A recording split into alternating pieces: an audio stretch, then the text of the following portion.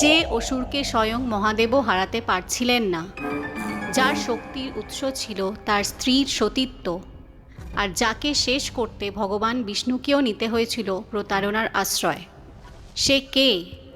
আজ জানব মহাদেবের ক্রোধ থেকে জন্ম নেওয়া ভয়ঙ্কর অসুর রাজা জলন্ধরের গল্প। অনেক যুগ আগে দেবতা ও অসুরদের মধ্যে যুদ্ধ চলছিল। একদিন দেবরাজ ইন্দ্র অহংকারে অন্ধ হয়ে মহাদেবকে চিনতে না পেরে তাকে আঘাত করেন। মহাদেবের তৃতীয় নয়ন জ্বলে ওঠে।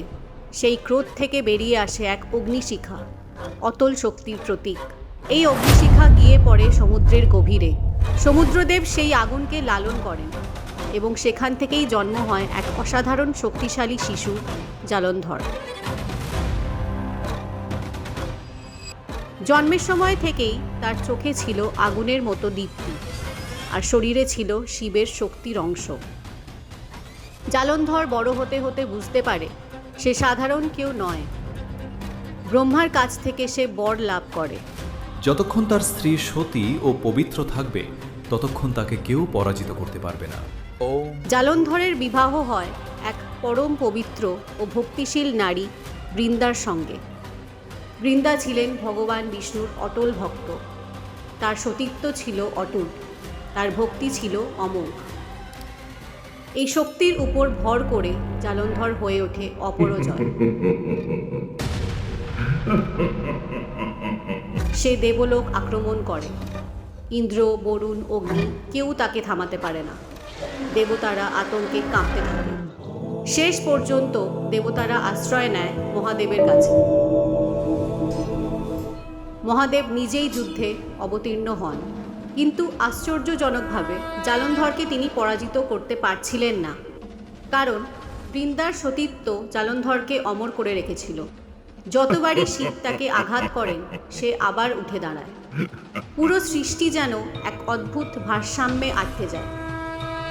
দেবতারা বুঝতে পারে জলন্ধরকে হারাতে হলে প্রথমে ভাঙতে হবে বৃন্দার সতীত্ব। কিন্তু কে করবে এই কাজ? তখন এগিয়ে আসেন ভগবান বিষ্ণু।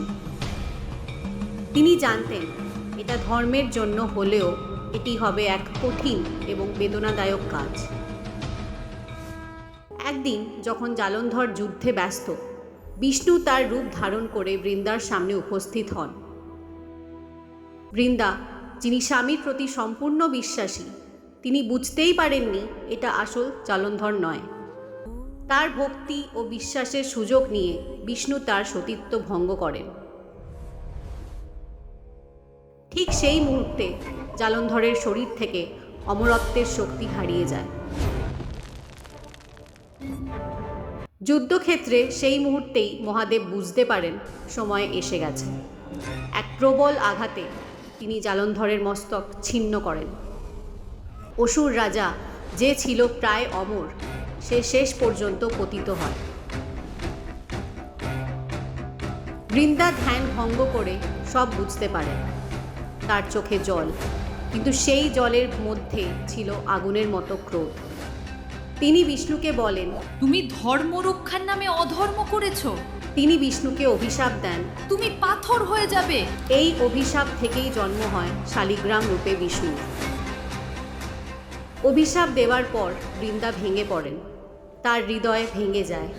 স্বামীকে হারানোর দুঃখ আর নিজের সতীত্ব ভঙ্গের যন্ত্রণা।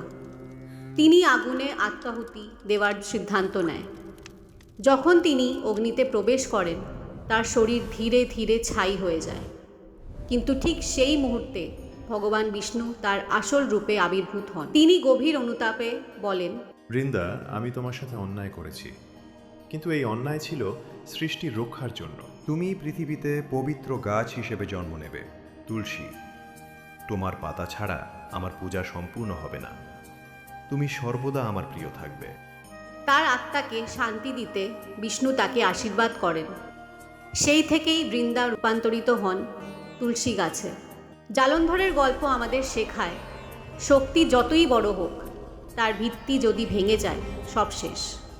আর বৃন্দার গল্প শেখায় ভক্তি, সতীত্ব এবং ত্যাগ, এগুলোই আসল শক্তি।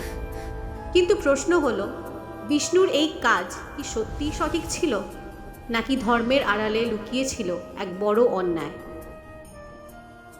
আপনার মতামত কমেন্টে জানাতে ভুলবেন না।